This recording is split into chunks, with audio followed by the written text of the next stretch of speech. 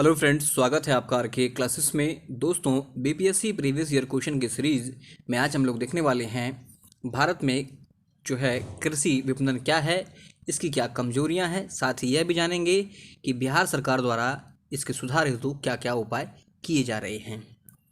शुरू करने से पहले दोस्तों, यदि आप इस चैनल पर नए हैं तो चैनल को सब्सक्राइब करें, पास वाले बेल आइकन को जरूर दबाएं। वीडियो अच्छा लगता है तो उसे लाइक और शेयर जरूर करें। इसके अलावा दोस्तों देखिए, बीपीएससी मेंस के सभी टॉपिक्स में, खास करके GS1 GS2 में history, polity, geography, science and tech, current affairs तक जो है सारे वीडियोस जो हैं लगातार आ रहे हैं, कंटिन्यूसली आ रहे हैं।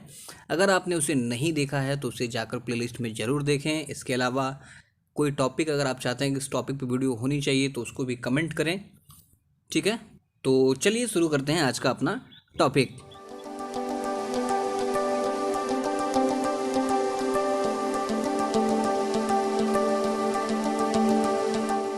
है कि भारत में कृषि विपणन का वर्णन कीजिए, कृषि विपणन व्यवस्था की कमजोरियों को बताइए, कृषि उपज विपणन व्यवस्था में सुधार की दृष्टि से बिहार सरकार द्वारा क्या उपाय किए गए हैं।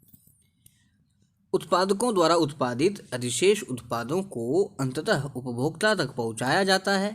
उत्पादों को उत्पादकों से उपभोक्ता तक पहुंचाने के मध्य संपन्न क्रियाओं को विपणन के अंतर्गत शामिल किया जाता है।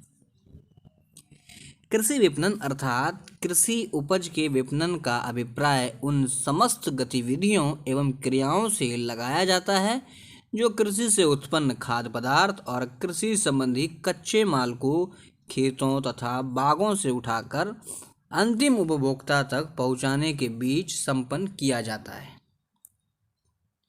आगे कहता है कि कृषि विपणन के अंतर्गत कृषि उपज का एकत्रीकरण, कलेक्शन, उसका किस्म के आधार पर वर्गीकरण कि कौन सा किस्म का है उसको अलग अलग बांटना, कृषि उपज का परिष्करण या प्रसंस्करण, परिवहन के साधनों द्वारा कृषि उपज को विभिन्न बाजारों, स्थानीय बाजारों, साहूकारों, विनियमित मंडियों तक पहुंचाने, कृषि उपज को गोदाम में सुरक्षित रखने, थोक एवं फुटकर व्यापार करने तथा विपणन की विभिन्न स्तरों पर वित्त व्यवस्था से संबंधित क्रियाओं को सम्मिलित किया जाता है। मतलब ये पूरा एक सिस्टमेटिकली एक चेन है।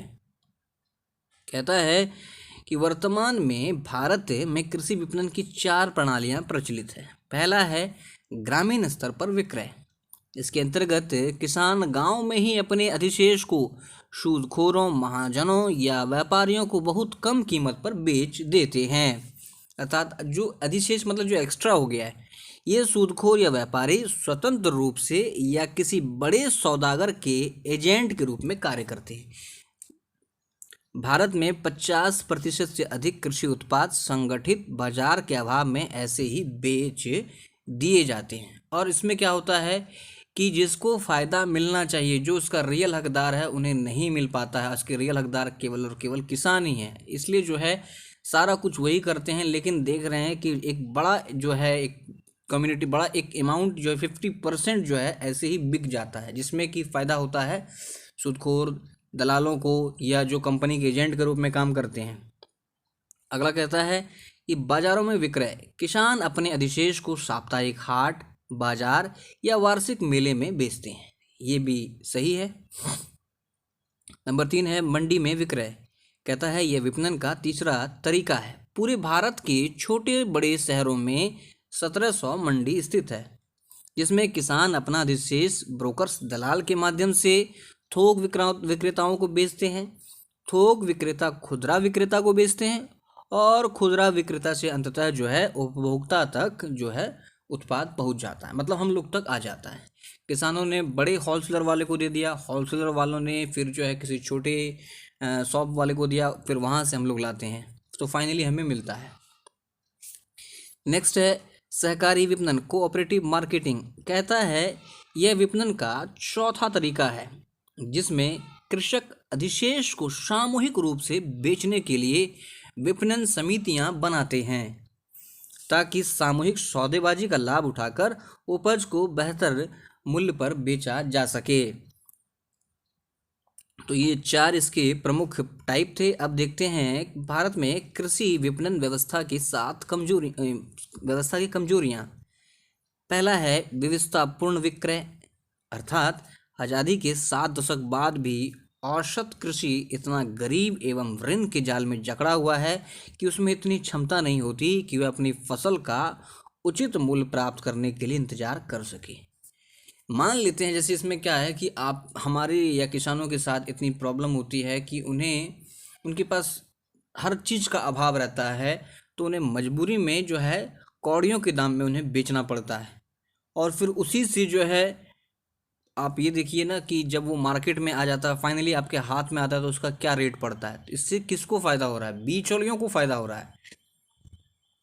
जैसे उसकी फसल तैयार होती है, उसके ऋणदाता महाजन साहूकार उस पर ऋण एवं ब्याज के भुगतान के लिए इतना दबाव डालते हैं कि वह अपनी फसल का विपणन योग्य अतिरिक्त ग्रामीण साहूकारों या व्यापारियों के हाथ में काफ़ी कम दामों में बेचने के लिए मजबूर हो जाता है। बिल्कुल सही बात है। तो ये शोषण आज से नहीं, सदियों से चले आ रहा है, ठीक है ना।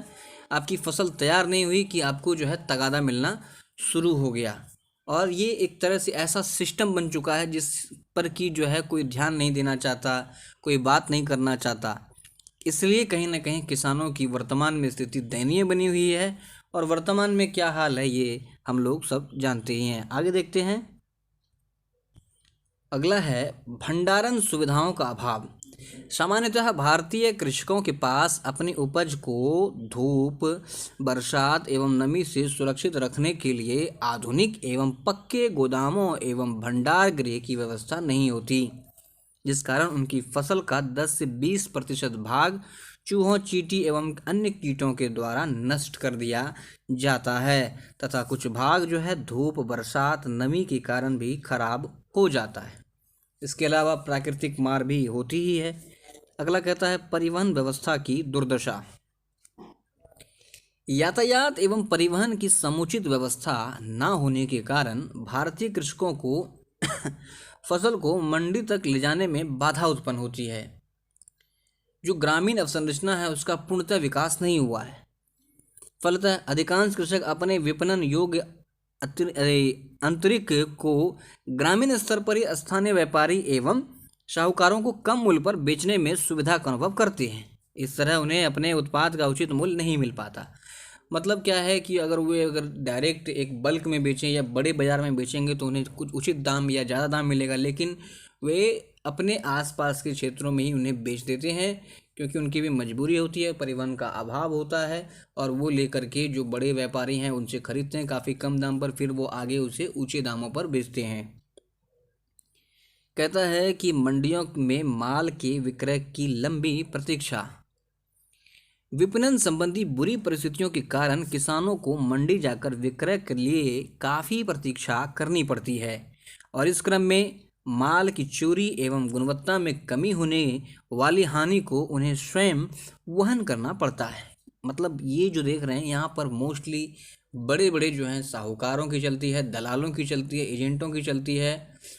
यहाँ पर सही दोहन किसानों का यहीं पर होता है। अगला है मंडियों में कृषक के साथ कपटपूर्ण व्यवहार। देखिए आ ही गया वो। कहता है सामान्यतः कृषि विपणन की अवनियमित मंडियों में सौदेबाजी का तरीका कृषकों के हित के विपरीत हो जाता है। देखिए किसान जो है, बात करें तो अन्नदाता है, लेकिन अगर जो 10वां पास भी है, कहने का मतलब है कि जो 10th पास भी है, मतलब मेरा यही मतलब हो रहा है कि जो खेती नहीं करता है उसे लगता है कि ये तो कोई काम ही नहीं है, ऐसे ही बिहेव करेगा, है ना। तो वही ये कि गलत है। मंडी में थोक व्यापारी को अपनी फसल बेचने के लिए कृषक कच्चा आढ़त या सेवाएं प्राप्त कराता है। थोक व्यापारी माल करने के लिए पक्का आढ़िया की सेवाएं लेता है। चूँकि कच्चा और पक्का आढ़तिया एक ही मंडी में कार्य करते हैं और उनका आपस में संबंध होता है, अतः वे आपस में गुप्त भाषा एवं संकेतों का प्रयोग करके कृषक का माल कम कीमत पर तय कर लेते हैं, जबकि थोक व्यापारी से अधिक कीमत वसूली जाती है। इस प्रकार कृषकों के साथ कपट होता है। इसके अतिरिक्त तौल में बेईमानी, अनाधिकृत कटौतियां के रूप में भी छल किया जाता है। तो ये किसानों का दोहन करने का दलालों के पास हजारों उपाय हैं, ठीक है। अगर आप ज़्यादा विरोध करेंगे तो सीधा कहेंगे कि आपकी जो है मतलब आपके माल को नहीं लिया जाएगा, वो नहीं खरीदेंगे।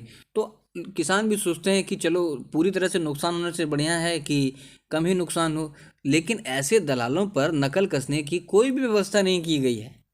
यहाँ तक कि अब तो पूरी तरह से आप देख रहे हैं नया कृषि कानून क्या है, बिचौलियों की अधिक संख्या, कृषक एवं अंतिम उपभोक्ताओं के बीच मध्यस्थों जैसे स्थानीय व्यापारी, आड़तिया, थोक व्यापारी, फुटकर व्यापारी आदि की लंबी श्रृंखला होती है, जिसका परिणाम यह होता है कि कृषकों को दी गई कीमत और अंतिम उपभोक्ता में बेची गई कीमत का एक बड़ा अंतर जो है, ये बिचौलिए, जिन्हें आप सही भाषा में दलाल कहें, दल्ले कहें, ये हड़प लेते हैं।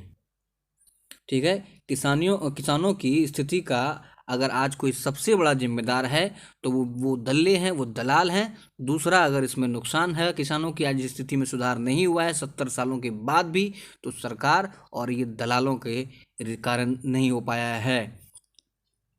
अगला है कृषि मूल्यों की जानकारी का अभाव। सामान्यतः कृषकों को अपनी उपज के बाजार मूल्य की जानकारी नहीं होती, फलतः वे प्रचलित कीमत से कम पर बेचने के लिए विवश होते हैं। मार्केट में क्या रेट चल रहा है, क्या घट रहा है, क्या बढ़ रहा है, किसकी डिमांड है, इन्हें जो है उसकी समझ नहीं होती। चूँकि जो है सरकार ने उसके लिए कोई ऐसा व्यवस्था नहीं किया, जो व्यवस्था किया वहाँ पर सब दलाल भरे पड़े हुए हैं। और वो क्या करते हैं, उन्हें जो बड़े व्यापारी होते हैं तो दलालों का उनसे कंसल्ट रहता है, वो कुछ कमीशन लेके काफ़ी कम दाम पर उन्हें माल पहुँचा देते हैं। कृषि उपज विपणन व्यवस्था में सुधार की दृष्टि से बिहार सरकार द्वारा कुछ उपाय किए गए हैं। देखते हैं ये क्या उपाय हैं।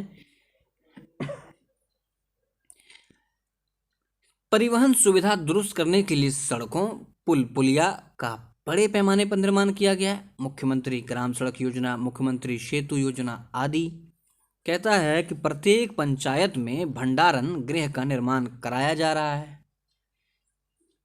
अगला जो उपाय है, अल्प जीवन काल वाले फलों एवं सब्जियों के लिए खाद्य प्रसंस्करण उद्योग को बढ़ावा दिया जा रहा है।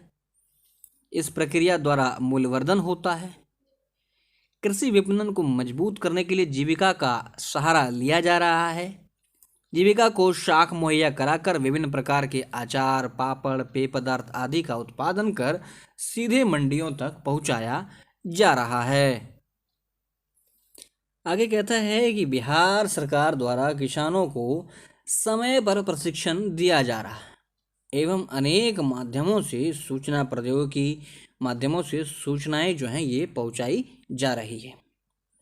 आगे कहता है कि सभी क्षेत्रों में जो है मतलब 24/7 पूरा दिन घंटे बिजली मुहैया कराने के लिए निरंतर बिहार सरकार द्वारा प्रयास किए जा रहे हैं।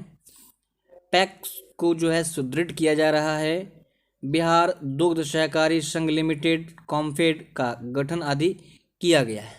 तो इस प्रश्न के जवाब में ये हम लिख सकते हैं। उम्मीद है आपको सारे पॉइंट समझ में आए होंगे। वीडियो अच्छा लगा तो इसे लाइक और शेयर ज़रूर करें। यदि चैनल पर नए हैं तो चैनल को सब्सक्राइब करें। मिलते हैं अगले वीडियो में। धन्यवाद।